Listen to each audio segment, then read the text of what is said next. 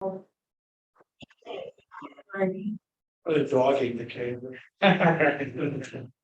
So he does not have Comcast, in case anybody wanted to know. So a couple of the concerns were, number one, meeting the financial requirements of keeping records. Well, we already keep records now. Okay, that's not an issue. Keeping documentation, we're going to go kind of with a focus on stuff that you do. We're going to go with a focus of more an educational, educating the public about ham radio. And when we discuss this in our group, it can be as simple as setting up a table outside of a grocery store with some information on ham radio, to having POTA and having flyers out there, being out in the public, in a park where people can see us. It doesn't have to be complicated. You don't have to be going into a school to actively be teaching some science program. Okay, although I'd be willing to do that. The one thing that it can't be just a one or two people thing getting on board with, is everybody I've talked to is all kind of like happy to go in this direction. First Aid Amateur Radio Club has been a really good club all along, right from its inception. It's got a very strong history and legacy in its history. But now, as we move forward, there's other things that have come into ham radio than it did even 50 years ago, with digital and other modalities. We've got the MCOM that's a big focus in our county here. So there's a number of venues that we can help reach out to other people in our community, and I don't think that that's going to be a difficult thing to do. I want all of you to start thinking, how could I be that person in the community, what little or much that I do, and just think of what your strengths are. Not everybody's a people person, like get out there with the public and say, hey, see my radio? But some of you are. And then so I want you to start thinking about it. We have some things that we have to get done first before we can even really truly vote on this. And one of it is getting our documents together, which Dave is going to help us do, and the attorney that he knows. And then we'll bring it back before the membership, let all of you know where we are, what kind of tweaking. I will tell you that one of the things that has to change in our bylaws, constitution, we need to add a vice president. And everybody's like, oh, wow, we have a hard time getting a president as it is. But really, I don't think that it'll be that difficult to add that extra person, because as I've said to a couple of people, the vice president can come in as a person wanting to train with the current president. And also, if somebody says, yeah, I'll take it over, but I want you to stick around, the president that's leaving could also stay on it and be a guide as well. So that's something else. But before we get into talking about some of the bylaw changes that we have to make, we're going to have this attorney take a look at it and start tweaking, and the committee will work with Dave. I could tell you that Jerry Davis and Mark all said that they would be resources to work with you on this too, as well as myself. So it'll be the five of us working together. Does anybody have any questions at this point? I have one. Sure, welcome back. Thanks.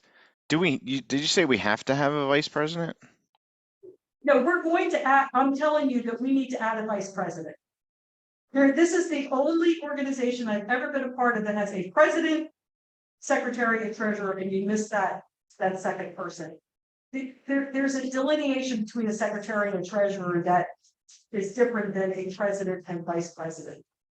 There's just a hierarchy here, and we're missing that. If the president can't be there, the vice president needs to step up and be that second. And I don't think that that's going to be a difficult thing to implement. Thoughts, Mike? Does anybody disagree with that? Does anybody, does anybody or the voting members here disagree with adding a vice president? I kind of do.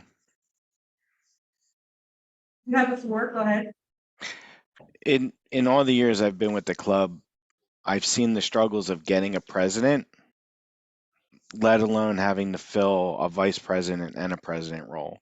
And you can't have the vice president just become the president. No, of course not. But it could be somebody who's wanting to step up into that role. True. True. Okay, so let's talk about this. Okay, where we've always been, where we are now, and where we're headed future. Okay, we can't always say, this is how we've been, so this is the way it needs to continue. Don't be afraid of change. Don't be afraid of people stepping up. I think sometimes people might feel uncomfortable being the president because they don't have another leader to lean back on. And I can tell you that while unofficially, Alan isn't anything, he is a former president, and I have reached out to him on numerous occasions for his thoughts and opinions. So he does kind of fill a semi-private,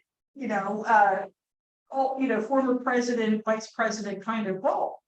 And anybody who steps into this leadership position as president would really be doing themselves a disservice to not reach out to former leaders to get their opinions on things. Ted Allen, you had a question or a comment? Yeah, well, I'm not a psychologist, I don't play one on TV or anything like that, but I'm wondering if, if you did have a president, vice president, if maybe some of the pressure in finding a sole person at the top might become less of a strain. Because then you have two people, maybe not equal, but at least there are more leadership opportunities, and you're not fighting over a supreme goddess, god type, whatever type figure. It might take some of the stress you talk about off of the process. Right, and when I stepped up to be the president, it was my conversation with Alan, will you still be here to help me? And when he said yes, I said, sure, I'll do it. So when you know that you have somebody to help you and you're not alone in everything, it reduces the burden, it makes what you have to do a little bit lighter. Does anybody else have any questions, comments, concerns about this?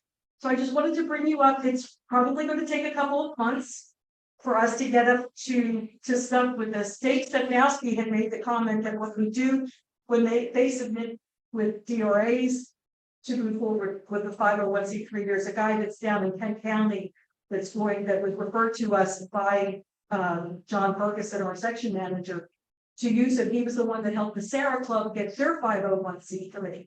So Dave had made a comment to me last week, if we could both submit to this guy at one time, that way he's not doing double duty, like, oh my God, I just finished one, now I've got to do another one. Make good use of his time because he's volunteering that time. So anyway, so that's where we are. Chet, yes. What does this cost? Is it $50 a year? Is that it? I will get back with you on all the actual specifics of being a 501c3. We already file a franchise tax now. Okay. And that's with the state of Delaware. I think it's $400 to actually get the initial application. And the difference, by the way, somebody had also asked to consider a 501c7. Just to clarify that, in case any of you have heard that conversation, a 501c7 is good for clubs that are very closed clubs. The majority of your income comes only from your dues and what they put into it internally. If you get donations that are more than 35% of your total income for that year, you have to pay taxes on that. You are not tax exempt. You're not now a 501c7. And so with a 501c3, we had $20 a year dues. And say 30 people or 35 people say as members, that's $750, right? Or set this, put it down, my math is wrong. $600, 600. Yeah, $600 to $700, right, for 35 people. But if we had a silent key or just anybody say, okay, I'm going to give you $1,000 here and I'm going to give you $2,000 from this person, whatever. Now all of a sudden you're owed for 35%. Okay, and that's why we're leading towards the 501c3. That way there's no, guessing what we're going to do. And it gives credibility. And I'll give you a perfect example. Alan just spent $400 plus between the television set and the mounting equipment. With us, if we had already been a 501c3 and we gave this to the fire company, who is also a 501c3, you see where some of our our stuff is like, all getting kind of lost in the shuffle. And in times past, we did that for the church too, but we never changed. So donations are a big thing here too, as well. Before we go ahead and fill this conversation, any final comments or questions? Yes, I have a comment. Yes, In a 501c3, it's important to distinguish. There's more than one kind. The thing that you want to be is a 501c3 charitable organization, as opposed to a 501c3 private foundation, which doesn't get all the breaks. right. So- So Paul, I'm going to interrupt you a second. So you worked here for a bit, and there was a committee of 4 of us that had met and discussed all the background and how we're going to pursue this. Okay, so your point is duly noted and agreed upon. Okay. Okay, yeah. All right, any other final comments? All right, so I will keep you posted as to how we're making out with getting the documents updated and where we stand in that, and then we'll take it, we'll let you know all the changes need to be made, because as we adjust our documents, we'll have to vote on that as a membership. Okay. Mike, next up. Oh, I'm gonna bring this up about Rich Dalton and field day equipment. Okay.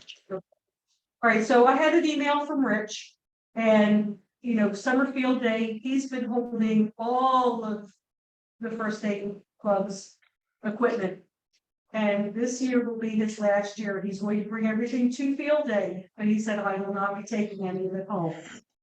Okay, I've asked him to itemize everything and give me an idea of how much space that needed to be stored in. So we have kind of an idea that, if we get it in an 8x12 garage that was also 8 feet by packed, we need to know that, what exactly all the equipment is, because I'm thinking maybe we might have to divide this up across a couple of members.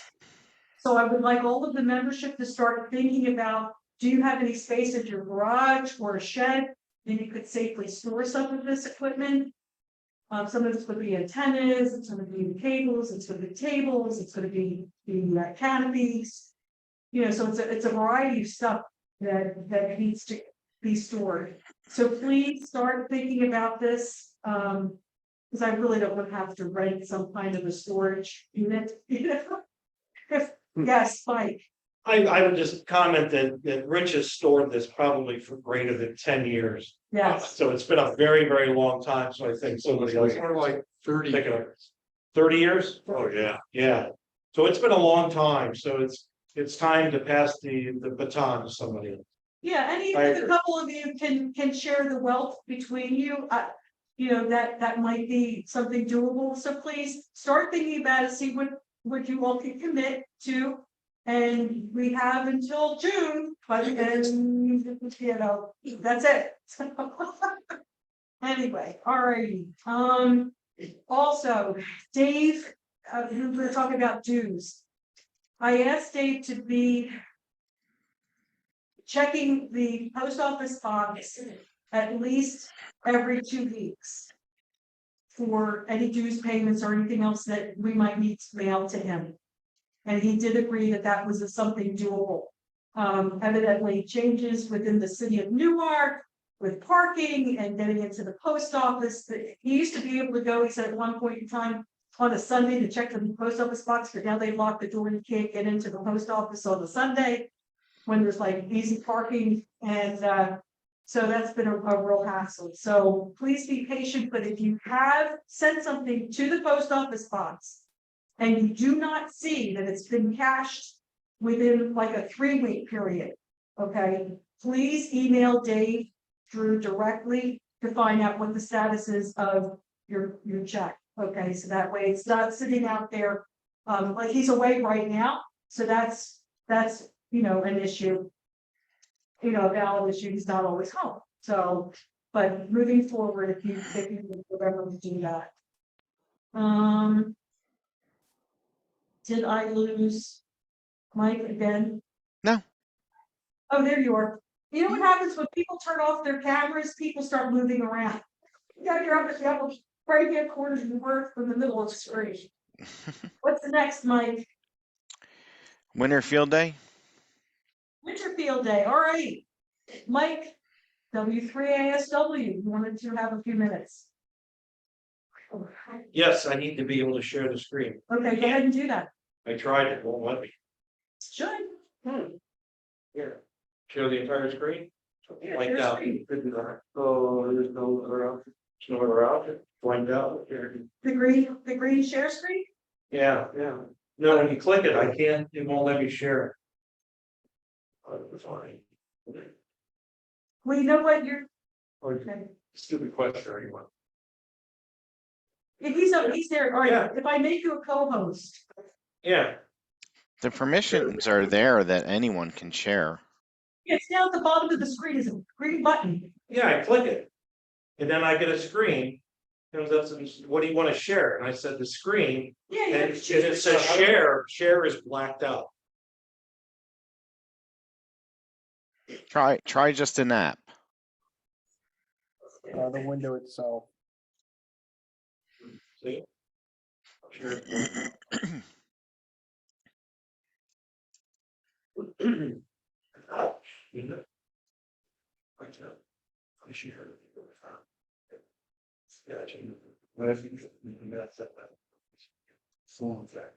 Okay. Obviously. You good?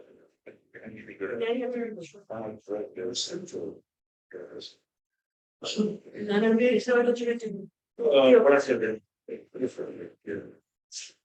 that's not showing on the screen.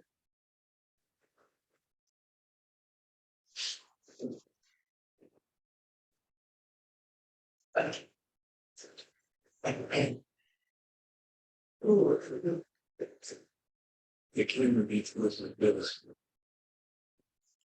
Or something like this. Stock on you. Probably take so many. You're not sharing. Right, go back to your Zoom.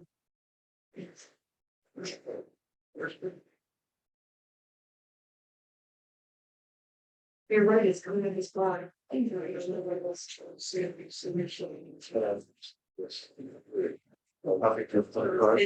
not, it's a share. How about a place to? You're not Zoom. Seriously. You don't have somebody in your. Is that a work laptop, Mike? No, it's a Linux. No, I mean, it's yours though? Yeah. Okay.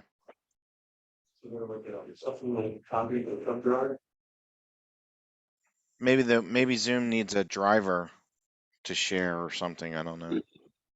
When I used this, one of the, together yesterday. Can you send me what you want to share? Send the link, you have to do it. You have to I've send never seen this. it, so like what we were doing playing with. If you send me what you want to share, I can share it from here. Oh, yeah. Yeah, well, it's not very, it forces you to get to. I'm sorry for the delay, everyone. How do we send it? Send it to email, whatever. You could do an attachment, bottom with the chat. Oh, it really. Should be able to. Yeah, we should be using Teams for this. Yeah, really. Microsoft. Yeah, I don't know why you're having a hard time.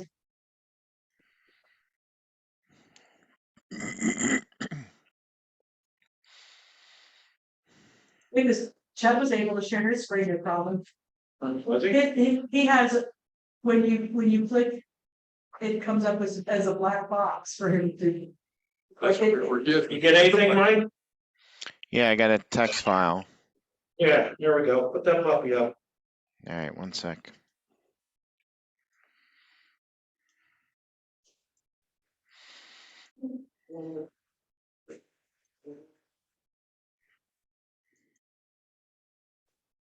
All right, here we go. So that's our field day results. We had 159 contact total. Up to the top there, yeah. So you can see as usual, just, we did 80, 40, 20. So those were the big band. Actually, it was 15 this time. Yeah. So 40 and 80 or 40 and 20 were the big bands again. And it looks like we did mostly CW, so we did 122 on CW, 37 on phone, or no digital contacts. They were kind of frowned upon. We had 159 contacts. We had a pretty good time. It was really good. We had two small little antennas. They were portable antennas that Tad and Wendy had. They were what do they call it, EM sticks or what are they? Mine was the super antenna. Super antenna, and yours was what? Belltown the run foil. Okay. So it worked well, and then we had, if you guys remember from field day in 2020, I think it was, we had the butternut that I had. And that butternut was actually connected to the water pipe that went down Yeah, below. that's pretty good. Yeah, it was great because we didn't have to drive anything into the ground. I just connected the clamps up to it and away we went. Which worked out really well. And I thought that thing performed pretty well, I think. So altogether, we did 159 contacts. And as you can see, if you page down a little bit, Mike, you can see all the sections that we had. I believe we had 43 sections that we got. Keep going.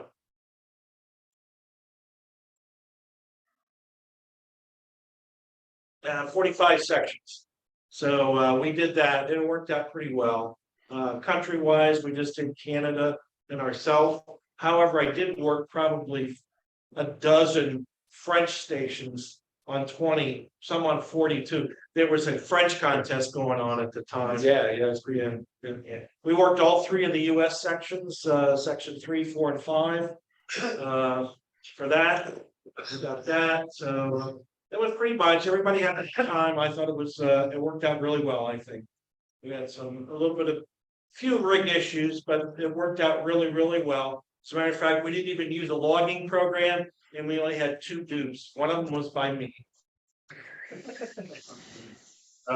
But that worked out really well. I think it worked good, and it showed that we could communicate and do everything all well, really good. So it was fun. Everybody had a good time. It was a little bit cold the first night, which was Friday night, which was actually contest didn't start. But Wendy, Ted and I were there through the night on Friday night. We did a little bit of POTA, and it was pretty cold. Yeah, for some reason, the heater in the yurt did not work this year. Yeah. And last year it roasted us out, and I Yeah. have no idea what happened. The people from the camp even came by to check it out. They were surprised that it wasn't working. Even their electric oil spill heater wasn't working. It wouldn't heat up. So thankfully, Ted and Mike both brought some stuff from home. They went home and brought some stuff back, and that helped take the chill out. And I think everybody saw the little certificate that I sent out on email that we got from the Winter Field Day Association. Mhm. So that was pretty cool. So it was a neat exercise. I hope everybody enjoyed it. It was fun. It was kind of neat. Probably should try to get some more participation next year. We had most of the contacts were made again at night, except for the ones that Chet and NU3A did. Those two there, and those guys manned the CW station for 2 hours each day, so it was really good. I bet it Noisy in the shop. Cold outside would be cool to have. Oh, right. Anything else? For Winter Field Day, no, unless anybody has any questions. Just bring headphones next time. Yeah, that was the big thing, headphones. I'm old school, so everything that I have is like is a 1/4 inch. But there were some people that had 1/4 inch, but the radios now are 1/8 inch jacks. So it's not like it is before. I was gonna say, Mike, you can stop sharing that screen. So speaking of that, moving forward for when anybody, we need to think about what we want to do when we're going to share radios for field days. everybody does need to remember to try and bring their own headset. And maybe also come up with some plans. I was talking to Ted about it earlier today, about how we could have splitters. So that way, if you were to have somebody log for you while somebody else is doing either the CW or the voice, making sure that we have that ahead of time. I didn't have that kind of setup for my radio. People did show up to use a radio. They didn't even bring just a simple one to plug into the back, you know, where they could just use headset. And when you're in a confined area like New York is, it did get noisy. I mean, we were standing around having a private conversation while you had two guys doing CW, two guys trying to do voice, and they're all looking at us going, shut up and get out of here. So it's like, we didn't realize how much our voices carried in that small little room. Yeah. But it was a lot of fun. It really was. Yeah. So Mike Federico, did you get that other one that I sent you? The other attachment, real quick? Did you send it through Zoom? No. Yeah, no, you didn't? No, I only got the one through Zoom. There's one other thing I wanted to talk about real briefly. Let me try to get that. No, I was there only briefly, but Winterfield Day was lots of fun. I brought someone who's studying for their technicians, and it was nice to get them some real life experience. Yeah, Susan seemed like she enjoyed it, even though you guys only made a couple of contacts. Yeah, it was a hard slog, and we only made a couple of contacts, but it was fun doing it. And I brought my POTUS station basically with me. And one nice feature with my Heil 7 headset is it has a place where you can plug a second headset into.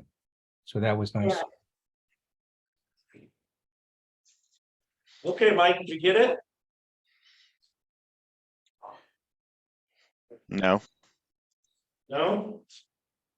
Okay, maybe you can email that to him. But Yeah, that was on your presentation. Yeah, that was on the presentation. The last two sections of the presentation about the VNA was the grid dip meter. And basically what would happen at the end was, for some reason, what I did was I went home after turning off the VNA. Something happened to the VNA. I don't know what happened, you know, Chinese stuff. So you restarted it back up and it worked fine. So I did bring the coil here if anybody wants to see it. And I added it to the presentation. So I will send that to you, Mike, and then you can send that out to everybody in the club. So Okay. that and the coax length was the same way. As a matter of fact, I did the coax run yesterday and took a picture of it. It's a 40-foot run, and it came up to be 40.1 inches. 40 feet, 1 inches. So I'm thinking the 1 inch was probably the connectors stuff on it. It worked out really well. So unfortunately, the thing locked up when I was doing the presentations. When you do that, you don't have to have the ends terminated. Right? No, you don't have to have that. You just have to have them both. Well, Yeah. yeah, if you have it shorted, you'll find the end too. Yeah. Now, if you have it shorted, yeah. Right. So the other thing too, that a lot of these things are used to find breaks in lines, you know, for like telephone companies. They used to use it a lot back in the olden days to find breaks or water in the lines. Yeah, so they could find it a lot easier. It's a lot easier than saying, oh, I think it's down here, and then you dig 6 feet down, it's 3 feet here, there. No, you gotta know, you know, it's gonna be like within a foot of that spot right there. Speaking of Winter Field Day, we had a picnic. I'm talking about sunshine here. We had a picnic at Brandywine State Park back last fall. So we had Winter Field Day. Several of you had mentioned that we would like to get together a couple of times in the year. So one of the things that we've got coming up in April is the Ham Fest that's down in Georgetown. How many of you are interested in going down to the Ham Fest? What's the date on that? That is the 15th of April. Okay, so a good number of us here in the room, and I see people also raising their hands on screen too. So let me ask you this. Last year we paid for an ad. Would we like to do an ad again? I don't really know the prices offhand. I'm going to message Jamie I'm sure he would love to have somebody, pay money to be in their booklet, but. How does the membership feel about having another ad in their booklet? Since a good number of us are going to go down and participate, are we okay with that? Sure. Whatever size we did last year, we would just do again. Mike had actually created a nice little graphic, and we could use that again. And in that, we also mentioned about the Delaware CUSO party in our little ad thing too. Also, would we want to, how many of you would make use of a club table if we secure a club table? Like stuff to sell. You have, how many, okay, I have one person who has stuff to sell. Anything but. Okay. We should get a table. Oh, yeah. That's a good idea. Okay, alrighty, so I'll find out what the prices are for the table and the ad. And we'll start moving on that because, like I said, that's April 15th, and I know that they probably need to get everything in print soon. To do that, and maybe we could kind of like carpool caravan down together Saturday morning, because it opens up at 6 o'clock, so we'll get a couple of vehicles of the caravan down and maybe get some breakfast along the way and show up and say, we're here. So, all right, so we'll Is do it one that. day?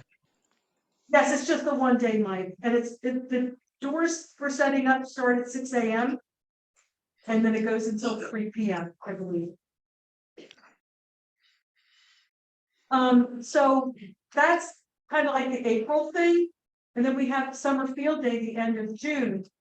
Would any of you like to get together sometime later in April, early May, not Mother's Day weekend, but to have a picnic of sorts to get together?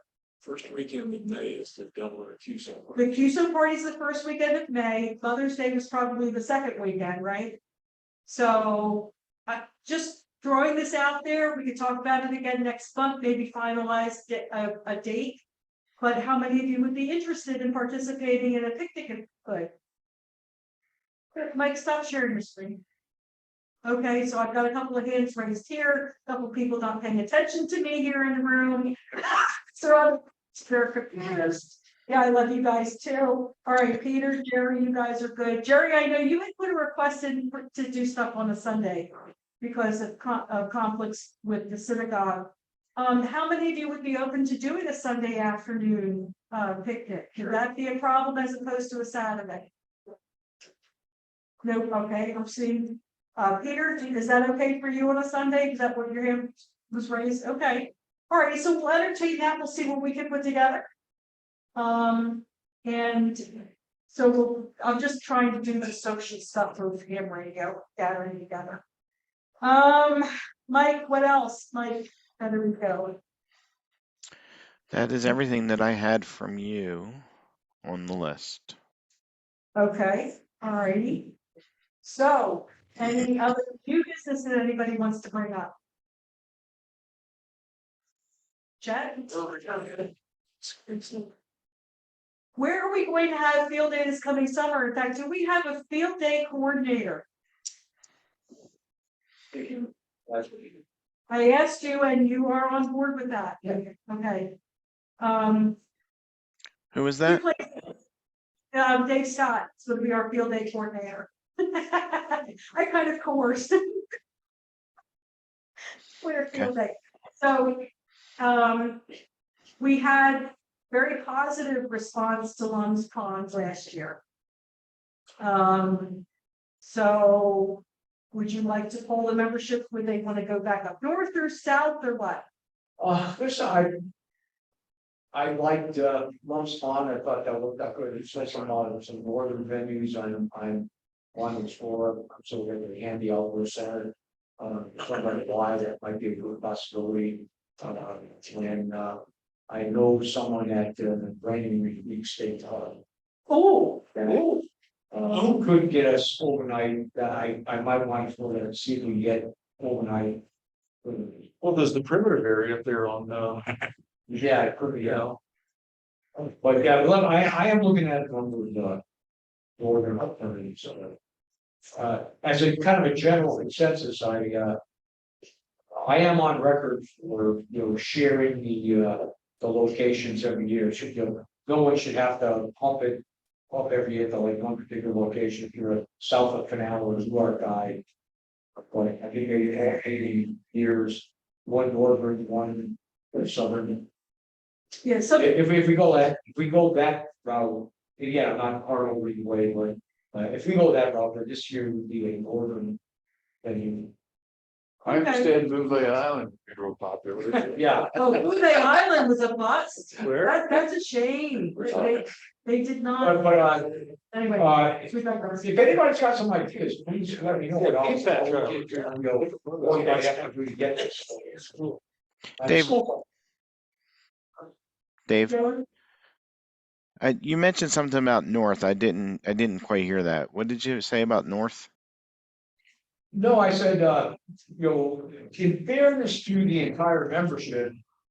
It does make sense to, maybe every year alternate location, so. So you would have a, last year being sort of the southern one, Lumps Pond.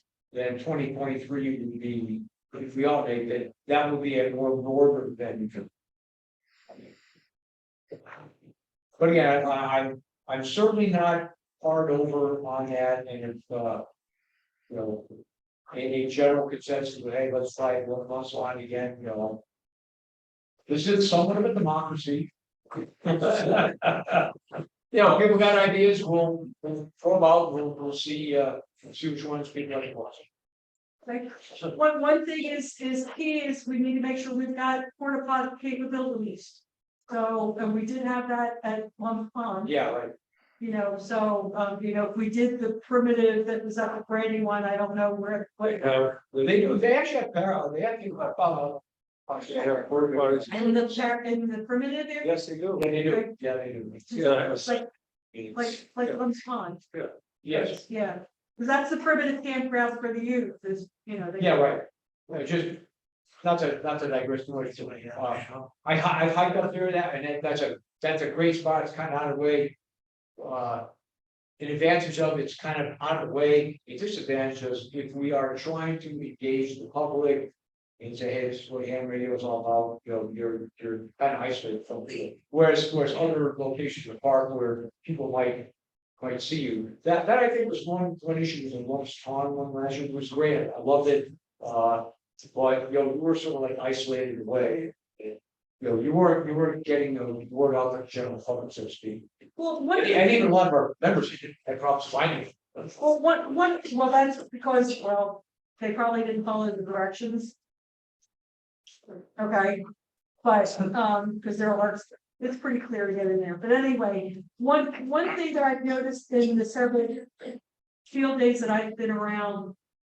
That, it's not really a big learn about ham radio type event. For the general public, I've never seen that happen, and I've been with a couple of different groups now. It's just not something that really attracts people that want to come up and see what you're doing. Because you have to be in an area that's big enough for you to be able to set up all your antennas and all your equipment.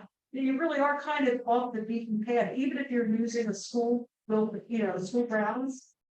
You're still away, you're not along the street. That's one advantage about Putnam Grand Lake Creek State Park or handy, which are, there's stuff going on. And you can have your area, but there's people that can see it and you can come by, hey, what's And can combine, and Ted and I have done enough exposure too. At a couple of different parks that people walk by and they go, hey, what are you doing? So, Those aren't the areas where we set up though. I mean, right, if you could set up in the amphitheater at Carpenter, it'd be great, but that's not where they're gonna let us set up. no, they're not gonna let us set up there, no. 24-hour. So, no, Deals. so we have to figure out what's gonna be allowed, and we've got some time, but not a whole lot of time, because we either, Yeah. we need to reserve whatever those places are soon, rather than like, we already had Lumps Pond booked last January for the June, it's like we'd already moved on it. So, the next couple of weeks, Dave, but you and I can talk, and we'll go, and then we can see what we can get reserved. For everybody, cool, alrighty, so unless we don't have any more new business. New business, going once, twice, three times? I want to go ahead and close out the business portion. Is that good? And then Chet can do his presentation. Great. So I'm going to go ahead and stop recording.